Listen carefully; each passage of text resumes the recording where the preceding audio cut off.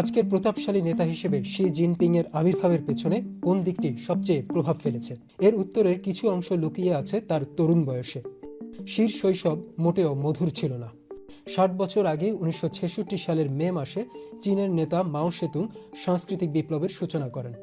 চীনা সমাজ থেকে পুঁজিবাদী ও প্রথাগত ধারণাগুলোকে সমূলে উৎপাটন করা ছিল এর উদ্দেশ্য। দশকব্যাপী রাজনৈতিক অস্থিরতায় সে সময় লাখ লাখ মানুষ প্রাণ হারান ও নির্যাতনের শিকার হন। এর মধ্যে ছিলেন শির বাবা শি ঝংজুংও। কমিউনিস্ট পার্টির জ্যেষ্ঠ এই নেতাকে জনসমক্ষে নিগ্রহ ও প্রহারের পর বন্দী করা হয়। সাংস্কৃতিক বিপ্লব চলাকালে শির এক বোন নির্যাতনে প্রাণ হারান। শারীরিক শ্রম ও পুনর্শিক্ষার জন্য তরুণ শিকে পাঠানো হয় গ্রামে। দারিদ্র্য আর কঠোর পরিশ্রমের মধ্যে টানা ৭ বছর তিনি সেখানে কাটিয়েছেন।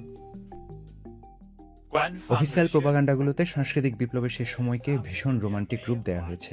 শি জিনপিংকে দেখানো হয়েছে তিনি কৃষকদের সঙ্গে নিবিড়ভাবে বসবাস করছেন এবং তাদের জীবনযাপন পদ্ধতি আত্মস্থ করছেন। শি পরে বলেছেন ২২ বছর বয়সে সেই গ্রাম ছেড়ে আসার পর তিনি তার জীবনের একটি অদম্য লক্ষ্য খুঁজে পেয়েছেন। শৃঙ্খলা, নৈতিক বিশুদ্ধতা ও ঐক্যের ওপর গুরুত্বারোপের ক্ষেত্রে তারই অভিজ্ঞতা ভূমিকা রেখেছে। যেমনটা দেখা গেছে দুর্নীতি বিরোধী অভিযান এবং ক্ষমতা কেন্দ্রীভূত করার প্রচেষ্টায়।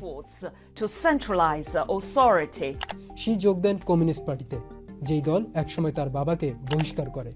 তার রাজনৈতিক জীবনের যাত্রা শুরু হয় প্রত্যন্ত এক গ্রামে তৃণমূল পর্যায় থেকে।